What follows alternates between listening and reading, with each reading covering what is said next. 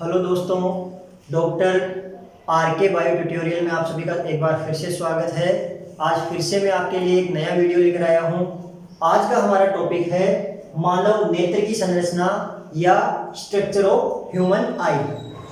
दोस्तों, जो नेत्र होता है वो हमारे दृष्टि संवेदन की तरह कार्य करता है, जो ऑप्टिक विजन के लिए सेंस ऑर्गन होता है।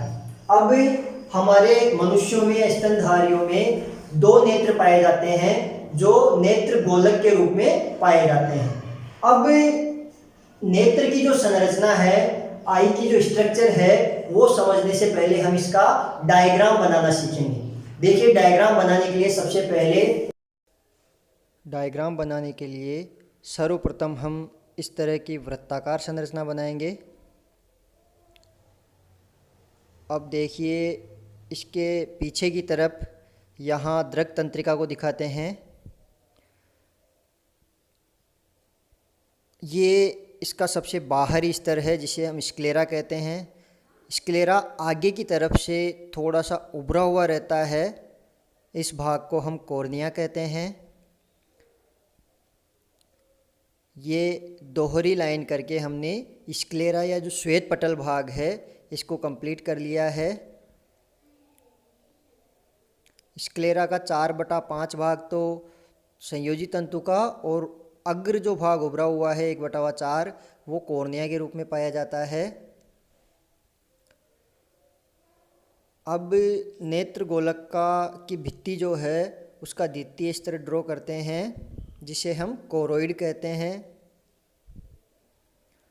कोरोइड जो स्तर है इसमें काफ़ी मात्रा में रक्तवाहिनियाँ पाई जाती है। इसके अलावा रंगाकण भी पाए जाते हैं, जो अभी अपन इसकी संरचना में समझेंगे।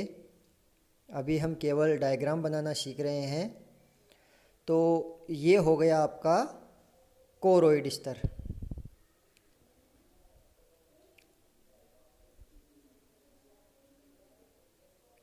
बिल्कुल स्टेप बाय स्टेप आप चलिए, बिल्कुल सिंपल है डायग्राम। कोरोइड जो स्तर होता है वो आगे से थोड़ा एक पक्षमाभिकाय, सीलियरी काय या पक्षमाभिकाय का निर्माण करता है, और आगे की तरफ ये कॉर्निया से अलग होकर आइरिस या पर्दे का निर्माण करता है। इस आइरिस के अंदर केंद्रीय भाग में एक छिद्र होता है, ये देखिए छिद्र बनाया अपन ने, और पक्षमाभिकाय जो होते हैं, दोनों सीलियरी बॉडी होते हैं, उनके बीच में एक जिलेटिनी ऊतक का बना हुआ उभयोतल लेंस पाया जाता है, और दोनों तरफ से ये निलंबन स्नायुओं से जुड़ा हुआ रहता है। ये अपन ने बना दिया है, देखिए। इसका जो तीसरा स्तर अपन बना रहे हैं, ये नेत्र का सबसे संवेदी भाग होता है, सबसे सेंसिटिव भाग होता है, जिसमें तंत्रिका कोशिकाएं पाई जाती है, तंत्रिका तंतु पाए जाते हैं। इसके अलावा रोड सेल्स और कोन सेल्स पाई जाती है। प्रतिबिंब का निर्माण इसी स्तर के ऊपर होता है। इसे हम रेटिना कहते हैं या दृष्टि पटल कहते हैं।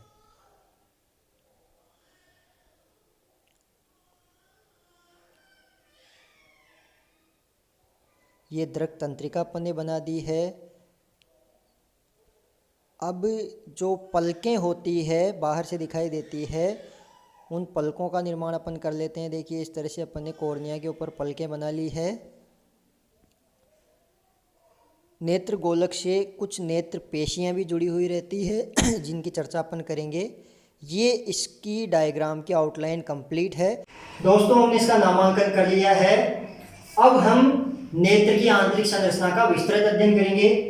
तो इस नेत्र गोलक की जो भित्ति होती है, इसकी जो वॉल होती है, वो 3 स्तरों की बनी हुई होती है।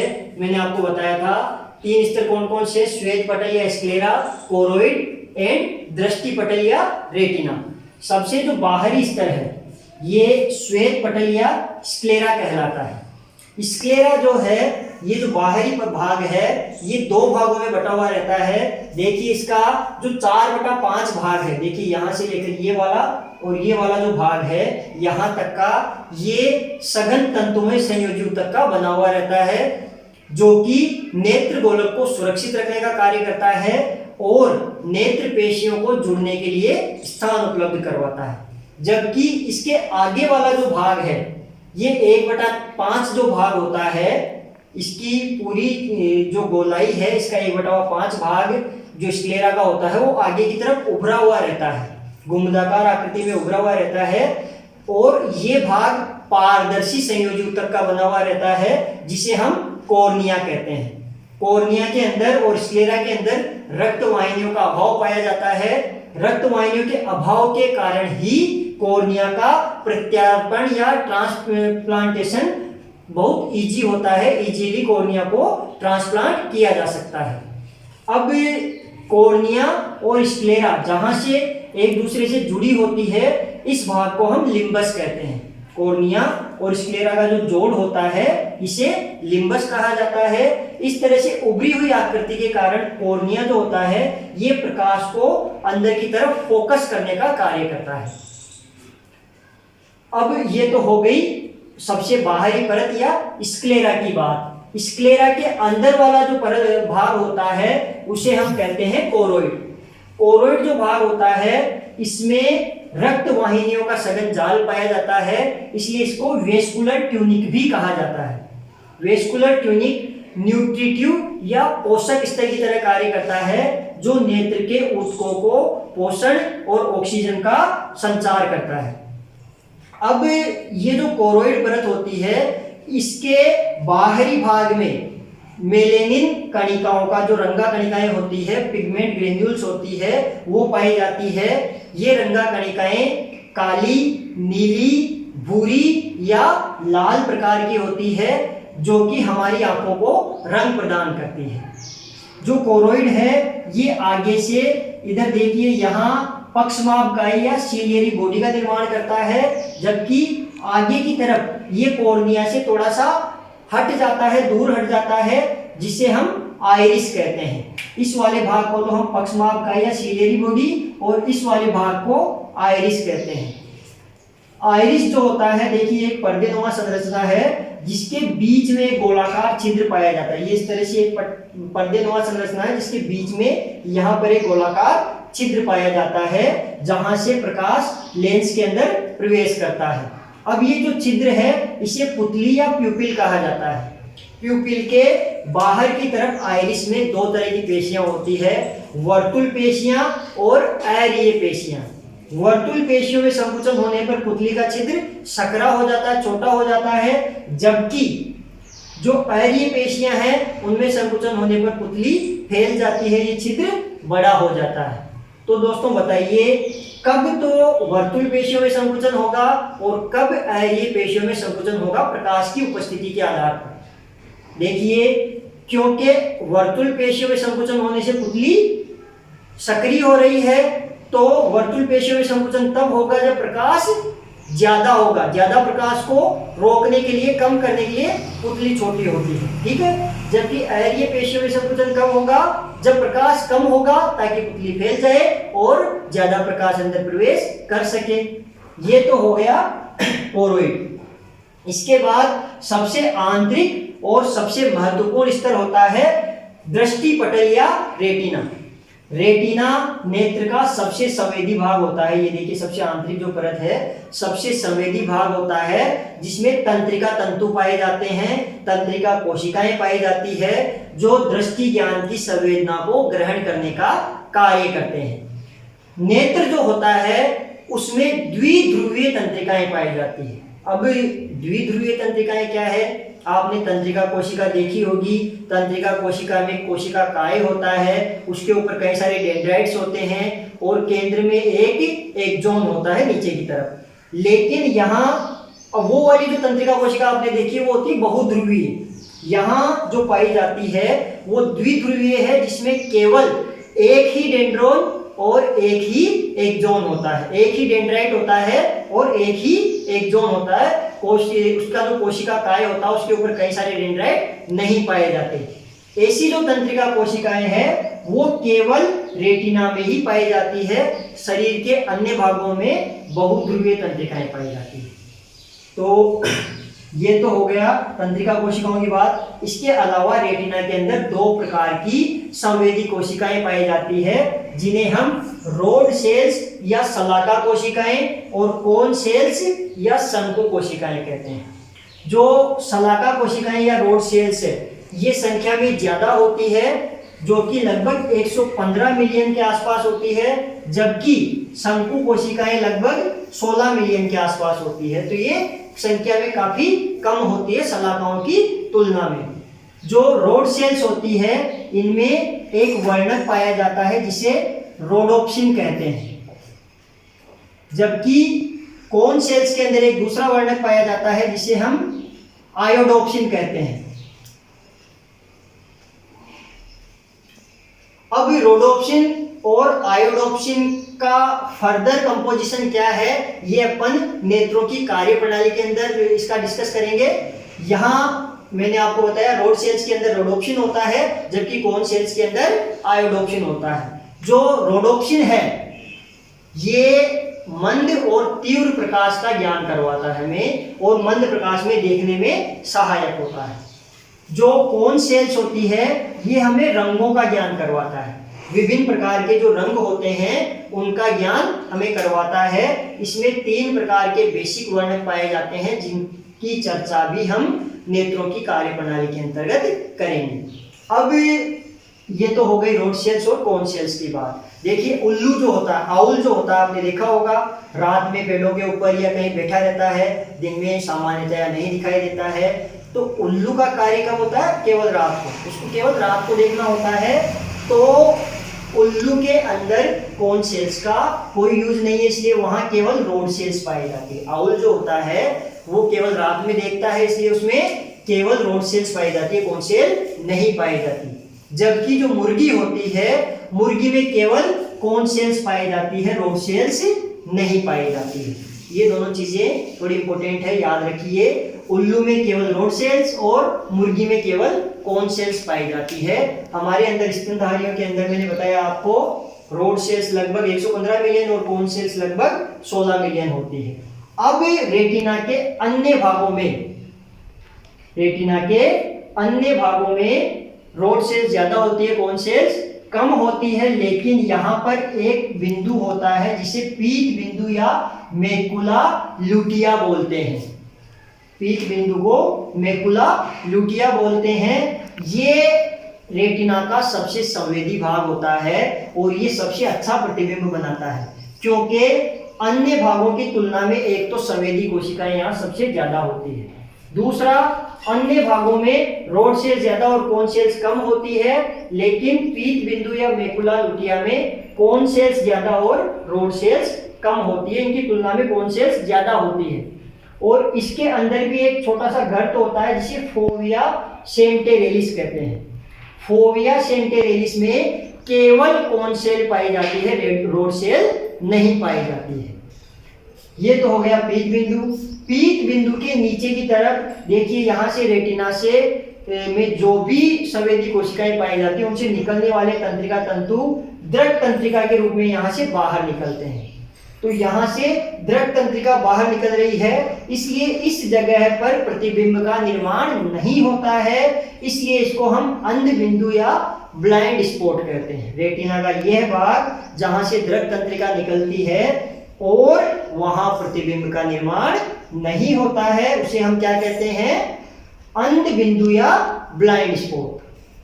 ठीक है, ये तो हो गई नेत्रों की भित्ति की बात। नेत्र गोलक की भित्ति को आप समझ चुके हैं। अब नेत्र के भित्ति के अलावा कौन कौन से भाग हैं उनकी अपन चर्चा करेंगे। सबसे पहला है तरल कक्ष। देखिए, नेत्र के अंदर 2 प्रकार के तरल कक्ष पाए जाते हैं। एक तो आगे वाला तरल कक्ष जिसे हम जलीय कक्ष या एक्वस चेंबर कहते हैं। जलीय कक्ष या एक्वस चेंबर में एक जलीय प्रकृति का तरल भरा हुआ रहता है जो लेंस की विभिन्न प्रकार के झटकों से सुरक्षा करता है। दूसरा, लेंस को नम बनाए रखने का कार्य करता है। दूसरा कक्ष होता है काचाभ कक्ष या विट्रस चेंबर। काचाभ कक्ष या विट्रस चेंबर लेंस के पीछे की तरफ होता है। देखिए, जलीय कक्ष या एक्वस चेंबर लेंस के आगे होता है, जबकि विट्रस चेंबर लेंस के पीछे होता है। तो विट्रस चेंबर में एक जेली लाइक फ्लूइड भरा हुआ रहता है, इसलिए इसको काचा अपकक्ष या विट्रस चेंबर कहते हैं। ये नेत्र गोलक की गोलाई को बनाए रखता है, इसकी आकृति को सुडौल बनाए रखता है। ठीक है, ये तो हो गया जलीय कक्ष या तरल कक्षों के बारे में। दूसरा है लेंस। नेत्रों के अंदर देखिए यहाँ पर एक जिलेटिनी ऊतक बना हुआ प्रत्यास्थ प्रकृति का लेंस पाया जाता है, जो कि पारदर्शी प्रकृति का होता है। ये उभयोत्तल आकृति का होता है। उभयोत्तल मतलब दोनों सतहों से उभरा हुआ, दोनों सतहों से उत्तल। इस प्रकार का जो लेंस होता है, इस प्रकार का जो लेंस होता है उसे उभयोत्तल लेंस कहते हैं। देखिए आपने देखा होगा, ये इधर से उत्तल हो गया और इधर से उत्तल हो गया, दोनों तरफ से ये उत्तल है, इसलिए उसको उभयोत्तल लेंस कहा जाता है। लेंस जो होता है ये अपने दोनों तरफ से सस्पेंसरी लिगामेंट या निलंबन स्नायुओं की सहायता से पक्षमापकाय से जुड़ा हुआ रहता है। पक्षमापकाय की पेशियों में संकुचन से लेंस की आकृति को परिवर्तित किया जा सकता है। इसकी जो शेप होती है इसको पतला या मोटा किया जा सकता है, हम जिस वस्तु को देख रहे हैं उसकी दूरी के अनुसार, ताकि उसका प्रतिबिंब रेटिना के ऊपर बने। ठीक है, ये तो हो गया लेंस के बारे में। इसके बाद है नेत्र पेशियां। देखो हमारे जो नेत्र गोलक होते हैं वो 6 प्रकार की पेशियों से जुड़े हुए रहते हैं। उन्हें क्या क्या कहते हैं? बाह्य रिजु पेशियां, एक्सटर्नल रेक्टस मसल्स, अंतः रिजु पेशियां, इंटरनल रेक्टस मसल्स, उत्तर रिजु पेशियां या सुपेरियर रेक्टस मसल्स, अधो रिजु पेशियां या इंफीरियर रेक्टस मसल्स, उत्तर तिरछी पेशियां या सुपीरियर ओब्लिक मसल्स, और अधो तिरछी पेशियां या इंफीरियर ओब्लिक मसल्स। ये 6 प्रकार की पेशियां नेत्र गोलक से जुड़ी हुई रहती है, जो नेत्र गोलक को इधर उधर मूव करवाने में, घुमाने में सहायक होती है। ठीक है, अगर इनमें से कोई भी पेशी छोटी बड़ी हो जाती है तो हमारे अंदर भेंगापन आ जाता है, नेत्र गोलक उस दिशा में झुक जाता है, जिससे दृष्टि तिरछी हो जाती है। इसके बाद है प्लीका सेमिल्यूनेरिस। देखिए हमारी जो आंखें होती है, यहाँ पर अंदर की तरफ का जो कोण होता है, यहाँ एक सिकुड़ी हुई सी झिल्ली पाई जाती है। आपने देखा होगा सिकुड़ी हुई झिल्ली रहती है, जिसका कोई उपयोग नहीं है। इसे हम प्लीका सेमिल्यूनेरिस या निक्टेटिंग झिल्ली कहते हैं, जो कि हमारे अवशेषीय अंग के रूप में पाई जाती है। खरगोश में ये झिल्ली सक्रिय होती है, ये पूरी कॉर्निया के ऊपर फैल सकती है, लेकिन हमारे अंदर ये निष्क्रिय झिल्ली होती है जो यहाँ इकट्ठी रहती है। इसके बाद है नेत्र ग्रंथियां। हमारी जो आंखें होती है, नेत्र होते हैं, उनमें देखिए 3 प्रकार की ग्रंथियां पाई जाती है, मिबोमियन ग्रंथि, मोल ग्रंथि और लेक्राइमल ग्रंथियां। मिबोमियम जो ग्रंथियां होती है, हमारी दोनों पलकें जो होती है उनके किनारों के ऊपर पाई जाती है, और ये तेलीय प्रकृति के तरल का स्त्रावण करती है, जो पलकों को उठाने और गिराने में सहायक होता है, घर्षण से बचाता है। दूसरी है मोल ग्रंथियां। ये जो पलकों की बरौनियां होती है उनके फोलिकल के पास पाई जाती है और पसीने की ग्रंथियों के रूपांतरण से बनती है। तीसरी और सबसे महत्वपूर्ण है लेक्राइमल या अश्रु ग्रंथियां, जो कि हमारी ऊपरी पलक में किनारों पर 3 अश्रु ग्रंथियां पाई जाती है। ये अश्रु रूपी सारीय तरल का स्त्रावण करती है, जो हमारी आंखों को संक्रमण से बचाता है और कॉर्निया को घर्षण से बचाने का कार्य करता है, साथ ही आंखों को साफ करता है। अश्रु ग्रंथियां मनुष्य में 4 महीने की एज के बाद में सक्रिय होती है। ये तो हो गई नेत्र की ग्रंथियां। अब यहाँ देखिए ये पलकें पाई जाती है, कॉर्निया के ऊपर एक बिल्कुल पतली एपिडर्मिस या उपत्वचा पाई जाती है, जिसे हम कंजक्टिवा कहते हैं। कंजक्टिवा जो होती है वो हमारे शरीर की सबसे बारीक या सबसे पतली एपिडर्मिस है। ठीक है, और ये एक्टोडर्म से परिवर्तित होती है। नेत्र के जो बाकी भाग है जैसे स्क्लेरा, कॉर्निया, ये मेसोडर्म से परिवर्तित होते हैं। तो दोस्तों ये हो गई नेत्र की डिटेल्ड स्ट्रक्चर। इसके बाद अगले लेक्चर में हम नेत्र की कार्यप्रणाली का अध्ययन करेंगे। धन्यवाद।